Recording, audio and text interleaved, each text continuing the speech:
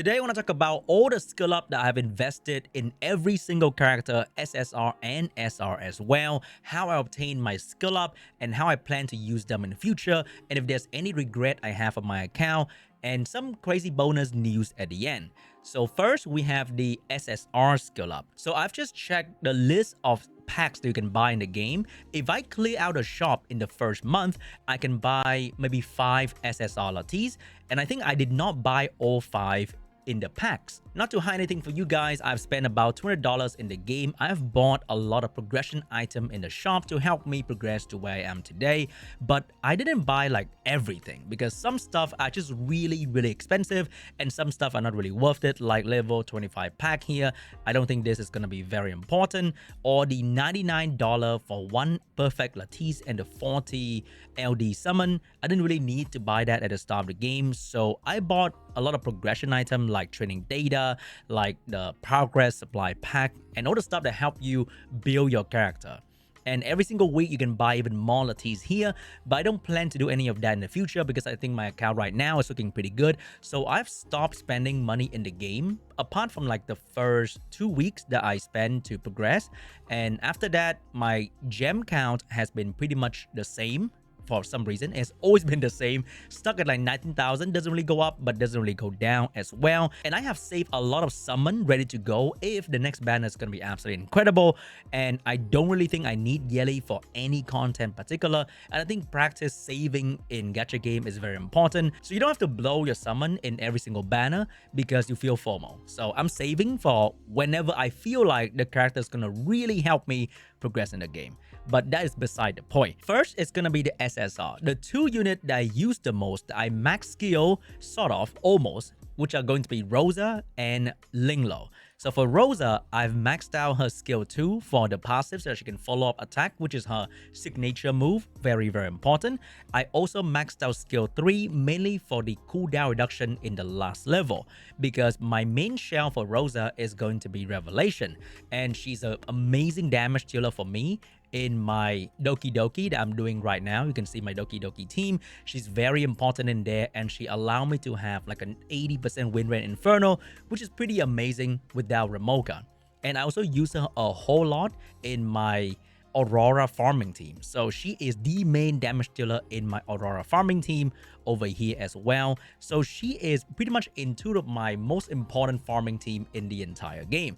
I also use Rosa in other things like GP outposts, investigation. That's not too important, right?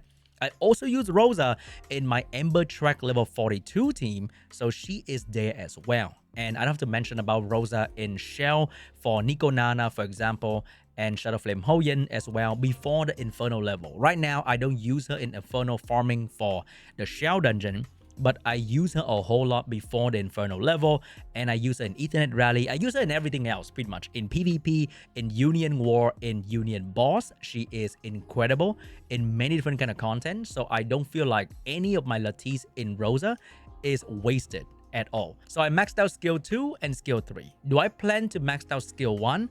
I'm not too sure just yet. I do get a nice bonus 15% attack power if I max it out. Funny, right? I don't even care about the things you get from the actual level. I really care about the extra attack stat that you're gonna get when you maxed out her skill 1, which is a whole lot more attack than I have right now. And her base attack is really low, which is kind of a problem. So maxing out skill 1 is gonna help with that. However, I don't have the investment to do so. Next up is going to be Linglo. I have Linglo maxed out on skill 1 and skill 3. That's going to help me a whole lot in every part of the game. Like, she is hands down one of the most popular healer in so many different kind of content in the game. So when you maxed out skill 1, you get 2 turns of Whale's Prayer, and you proc that more often as well. And you get more speed on your healer, which is always amazing. And her skill 3 get lower cooldown and heal a lot more. So between these 2 characters, we already have a whole lot of Lattice invested in them. The skill 2 is gonna be neglected until the end of time, probably. I don't really care about the skill 2 at all. It's great, but because you don't get the cooldown reduction at the end of the skill 2 level up, so I don't think that's gonna be very valuable to invest your Lattice in. So unlike Rosa, which I might max out skill 1. I will probably never max out skill 2 of Ling Low, like ever, because the roster of my account will only ever grow more and more, and I need Lattice for other unit as well. The other SSR that I maxed out one skill is going to be Messiah. So Messiah is an AoE light damage dealer that you can use once again in so many different content, in all PvP, in a decent amount of PvE as well. However, his damage fall off very quickly the moment you get to Inferno. So he's very good to carry you in the early game of all the PvE content. But the moment you reach kind of end game PvE content, his damage is going to be very minimal. However, his damage in Union Battle as well as the Arena is incredible. So I maxed out a skill 3 to achieve the highest amount of ignore defense, and also we get speed in his skill 3, which is like giga value. Usually they hide the speed in skill 1 for many different kind of character, but they put a speed here for Messiah, and having a faster Messiah, and if you have Lily, the boost will be much more consistent, because you might have a very slow Messiah, and if you don't have the speed to catch up to your Lily, then they can cut in between and stun or sleep your Messiah, which is the most common problem for a lot of Lily Messiah combo. So personally, if I have Messiah, you have Messiah, you need to max out skill 3. Another SSR that I use a lot of skill up is going to be Holden. So my Holden have skill 1 up to level 4 to get the speed. I didn't really care too much about the actual defense by chance. I only care about the speed. And I also improved the skill 3 to get the extra chance to improve the attack down, rest down, and dispel. However, for Holden, if you can achieve high crit rate, let's say you are very lucky in farming and you get a lot of crit rate main stat piece on the right side and match up with your build like Swift Rush, then you can get his crit rate to like 80%, for example.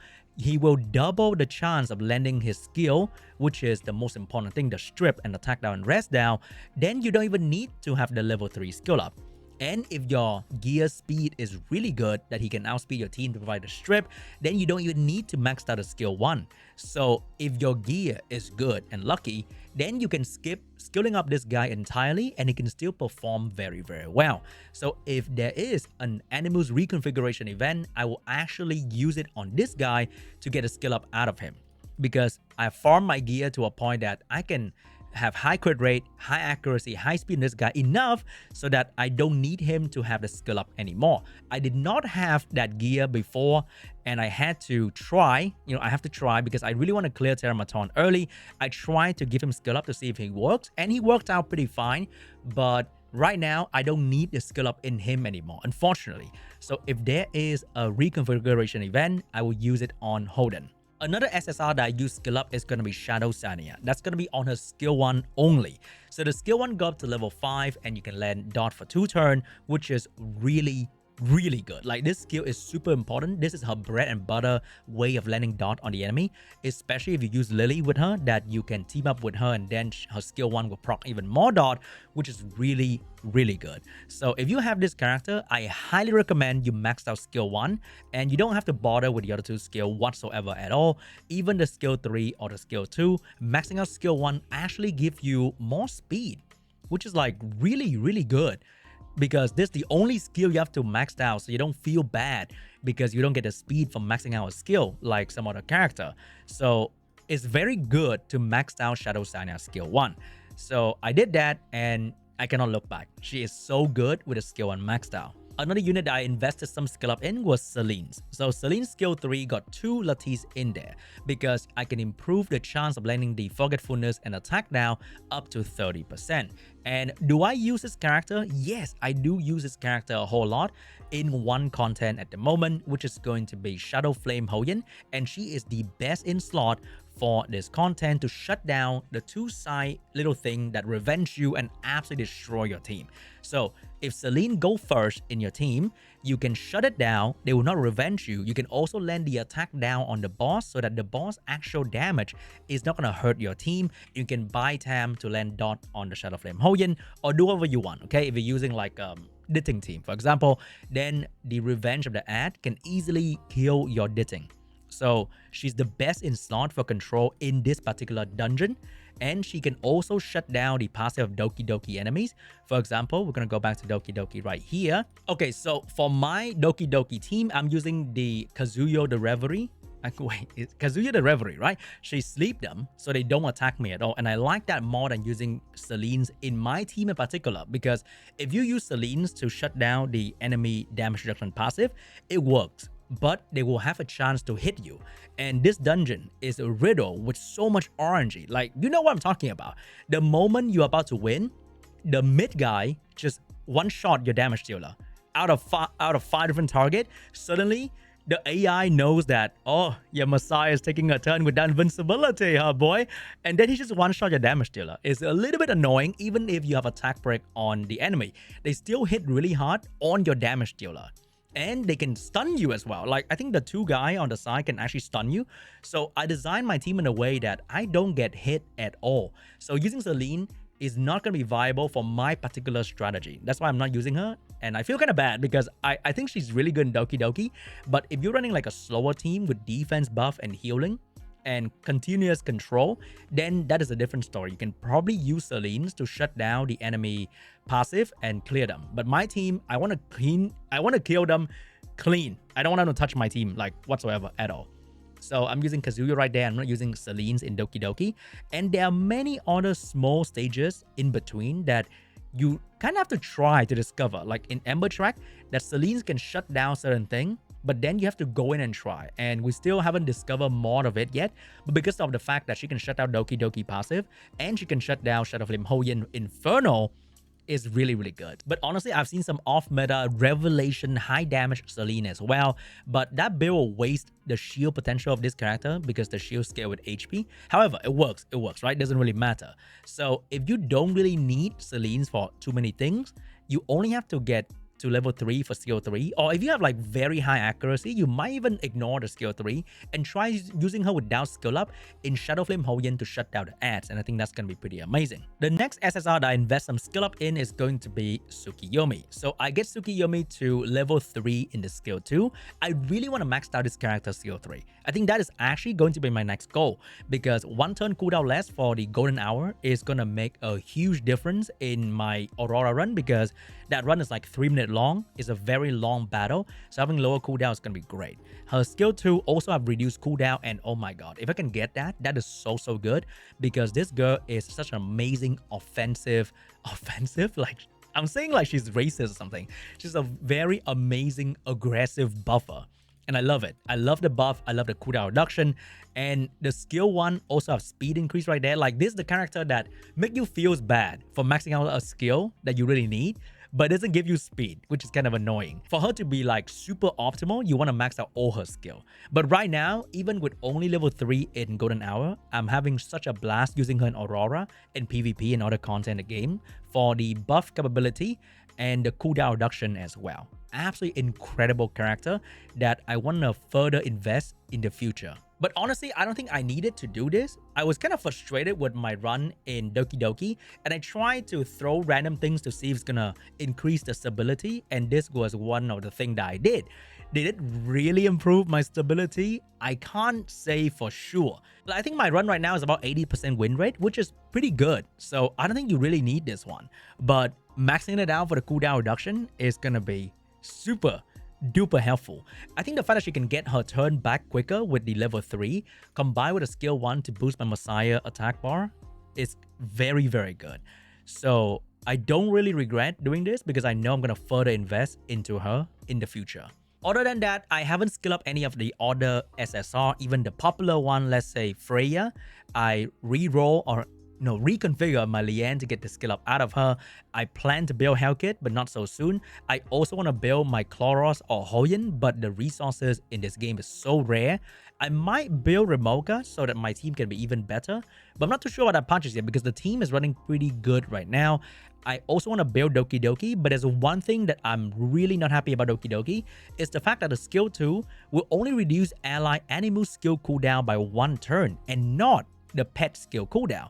So when you look at other cooldown reducer of the game, like this girl, she reduced the animal skill cooldown and shell skill cooldown, which is really good.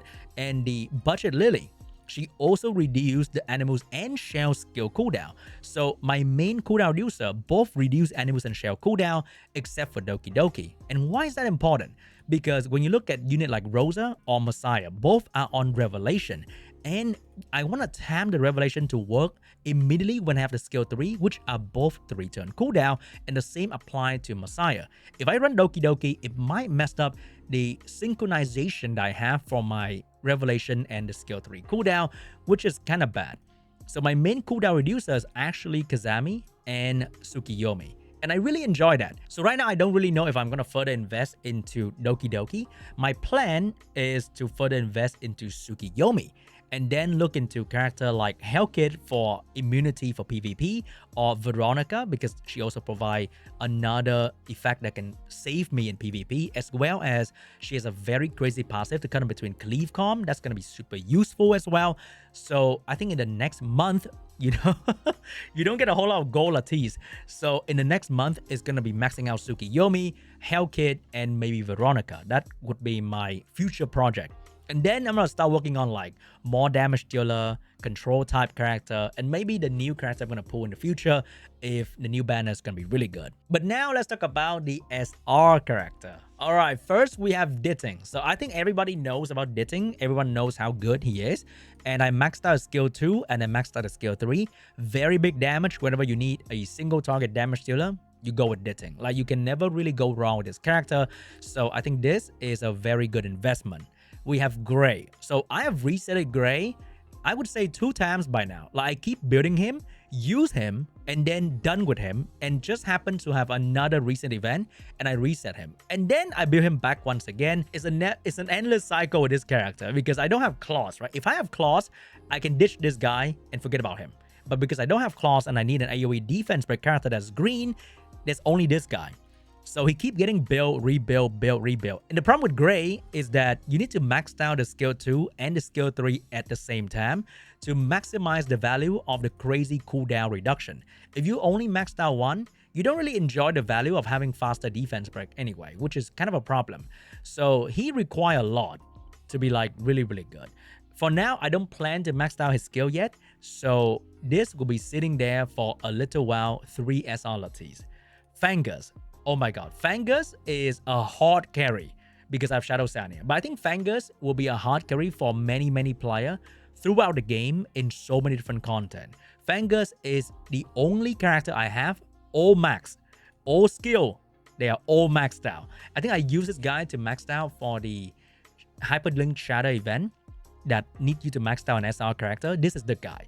And I use him every day in so many different things. So every single shell boss, Inferno, that need a dot team, he's in there. So it's in there for Nico Nana, he's in there for Shadow Flame Hoyen. You cannot dodge Sharon and Rengo Kutsu, so I can't do that. He's in there for any Sing Echo that I can dot. So dot is really, really good in here because you can dot them, and the HP inflation situation in this content is crazy. Like, you can't really kill them properly with normal damage unless you have a very optimal setup. And I don't have the optimal setup, but I do have the dot setup. So I'm still using him a whole lot in here. Ember Track is going to be the same as well. So beside the red stages that are like the big boss, the mini boss in between, you can also dot them, which is really amazing. And it takes so much less time than doing normal damage. Unless you have like double AoE revelation, then maybe that's going to be a little bit easier for you.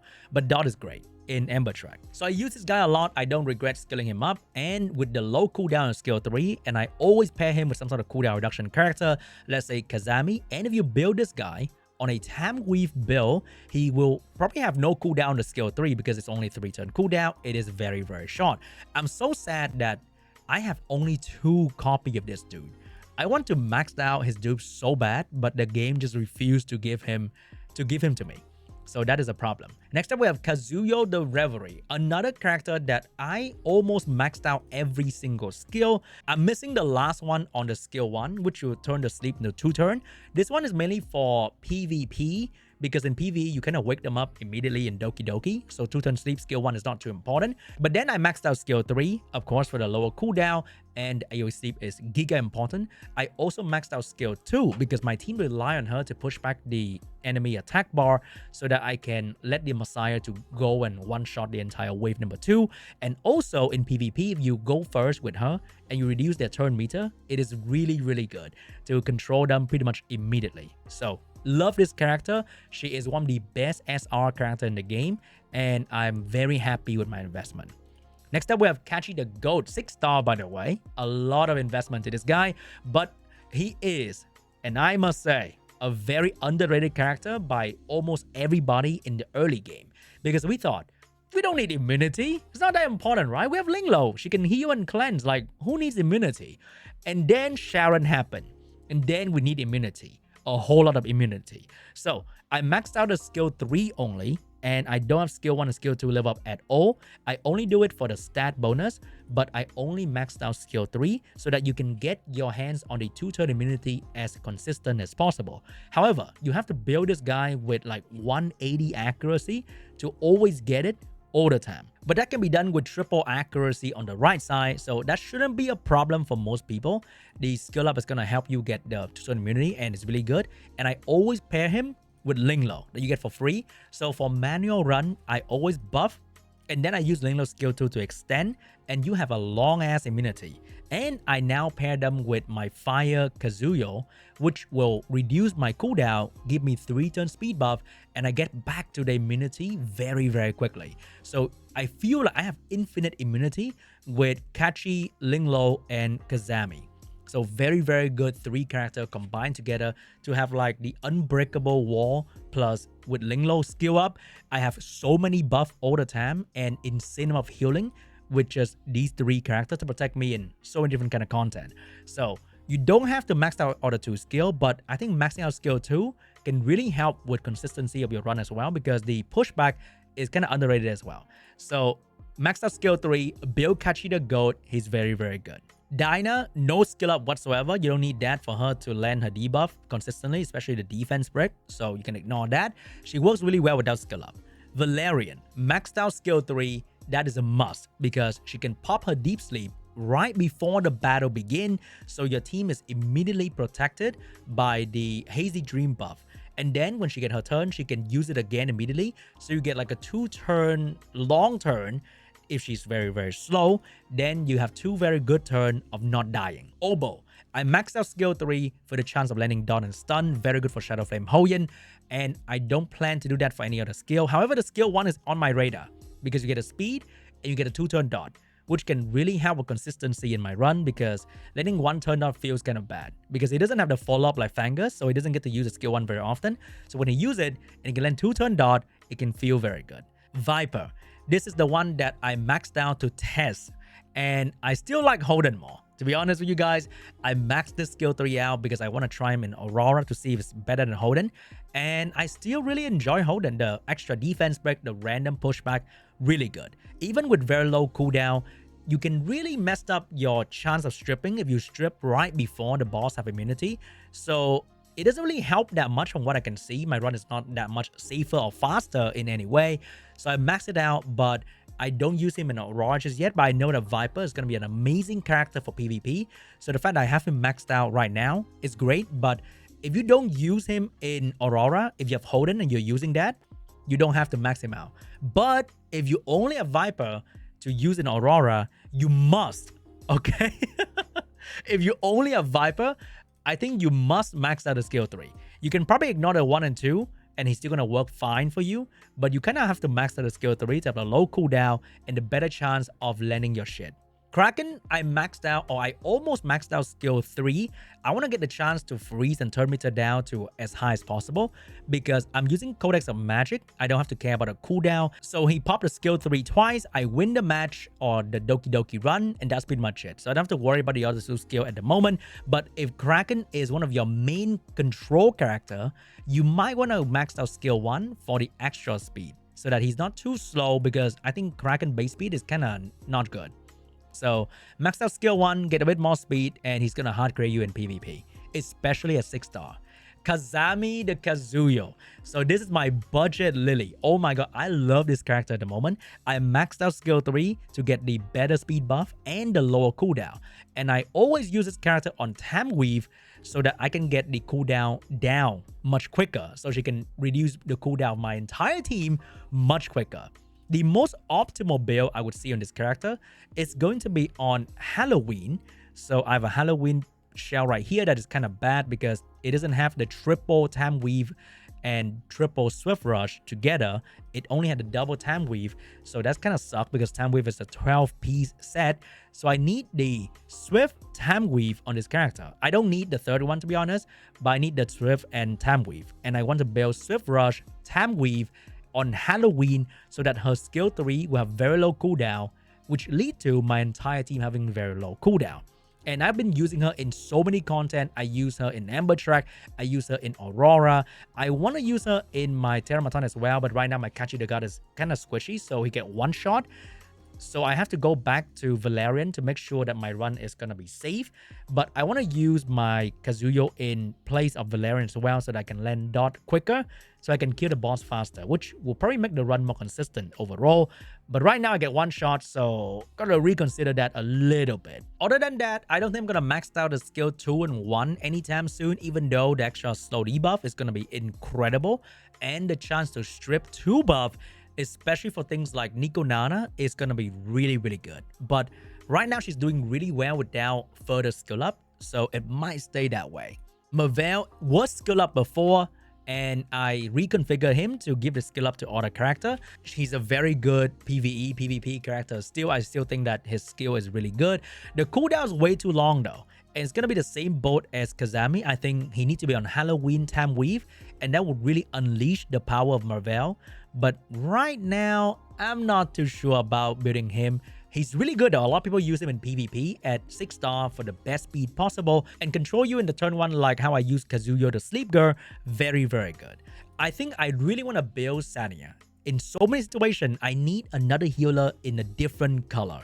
So I need to build either Sania or Chiaki. I'm not too sure about which one though. Sania heal based on her health, which requires me to have very good gear on her. However, Chiaki heal based on the target health and reduce the damage from the enemy, which can be really good. And I don't have to 6-star her, and I don't have to put actual HP rune on her. She can be on defense or effect res and can still work really well. So I'm debating between Sania or Chiaki. You can let me know in the comments down below which one you like more, but I do need to build up a new healer beside Linglo. So it's gonna be between one of these two where I'm gonna put my SSR Lattice into. Other than that, I haven't built these characters just yet simply because I don't have the resources. I think some of them are really, really good like RC77 or Chiaki or Rin or the other Rin or Yang. They're all really amazing. Maybe one day they're going to rebuff Victor and he's going to be good as well. But right now, it's going to be the healer, and that's pretty much it. But Sean, you use so many fucking Lattice. Where do you even get them? So a lot of people would go into the game and simply look at the shop. So they would see that Union Shop give them 1/3 of the Lattice, which is kind of lame. And then they will go to the arena shop. You can see one here every single week as well. And then in the Summit Arena, there's another one available, even though it's not every single week, but there's another one available in there. However, it is the RTA shop, which can really mess some people up in the head, and they don't really want to play this content. I understand that is really annoying for some people. So they might not even get this properly. I will get it though. Like, to me, it's not really a problem. I'll get that. I'll get the LD summon as well. But for them, it's mostly in here, and they don't really see a way to get a whole lot of Lattice. So I play the game a lot. Like, I play the game a lot. So let's say you deduct the 5 that I got from the shop, which means I will take away a whole lot of skill up from my Holden. So from all the things that you saw earlier, if I took away the stuff that I bought with money, I would take away one character. So either Shadow Sania or Holden skill up is going to be empty. However, I still managed to skill up Messiah, Rosa, Ling Lao, and one between these two, and some other random skill up in Celine's and Tsukiyomi. That is a whole lot of Lattice. Where the fuck do you get them, Sean? So if you play the game a whole lot, they sprinkle Lattice hidden. Like, you can't really see them, right? You have to get to the mission to see them. A lot of them are given in, let's say, the Hyperlink Shatter, that you have to kind of just play the game a whole lot and progress in the game to get there. But the moment you get there, you get rewarded with more yellow tofu. And then I get to the level 42 of Amber Track, which can be quite challenging for many players out there. If you beat this level, you get the Lattice from this level together with the first time clear event that you're gonna see on the left side of the game. So you get another one, which means 2 Lattice if you beat the Amber Track level 42. However, this content is very RNG heavy if you don't run a team that looks like mine, for example. So I have Linglo, Kachi the God, and Kazami to have permanent immunity on my team. Rosa is my main damage dealer. You can either run Vice or Holden for attack down so that the boss will not one-shot you. And that is my team. So I didn't have too much RNG in my run because of the permanent immunity for my team. My Linglo, when I beat this content, wasn't even skill up properly. So I think you can try to max out Kachi the God skill 3, pair with Linglo and Kazami, and give it a go to see if it's going to work out for you. And also they hit another one in the arena. That's not the arena shop, but the arena achievement reward. So the season just settled. And I got myself my beautiful yellow tofu when I reached the mythic rank for the first time in the season. And the season just restarted, which means if I get to mythic, I get another yellow tofu to invest in another character, which is gonna be amazing. And I think I'm gonna get there no problem whatsoever. It's gonna take a while, but I will get there eventually. So that's another gameplay yellow tofu right there. And in the Ethernet rally, you can also deliberately try to go for the box that give you the pieces for the yellow lattice. So you might think that each box can only give you one piece. It's not a whole lot, but when you add up in order content, it's gonna be a decent amount. So there's gonna be a couple more pieces for the yellow tofu. I really hope they give you guys more in the event itself. So in this event, you can buy the purple one. You might be able to buy this one as well. And I think in the Witch Orb, you can choose to get the lattice box over the summon and the gem. A lot of people will go for summon and gem because it's obviously immediate satisfaction, but a lot of CC will recommend you guys to go for any box, any piece of content to give you yellow lattice, whether it's going to be a whole thing or pieces, you go for that instead. So that's what I always do in any other gameplay content to give me yellow lattice. I'll try to get my hands on the pieces. So for this one, it's going to give you a bit more pieces, but we all agree that this quest is very not very free to play friendly per se. But let's say if I get another rank up, I'm going to get another 15 pieces. So it is kind of hidden in the game throughout your journey. In this game, like in Acing Echo, there are a lot more yellow lattice in here as well, but you have to play it, and it's not easy. Like a lot of things that you can claim are there for you to claim, but they're just quite challenging, and that's what the game is. The theme of the game is very challenging PvE, and if you can do that, you get your hands on a lot of skill up in the game. To many players, that is very fun, that is very challenging. They want a game that asks from them a lot of effort, time, investment, and thinking. But to many players, it's not exactly that simple. But if you can play the game, then the game will reward you with a whole lot of stuff. So I hope that the video was helpful, and let me know your question down below in the comment section. If you have any question about skill up in particular, I would love to help you out. Anyway, guys, thanks for watching, and I'll see you guys in the next one. Bye-bye.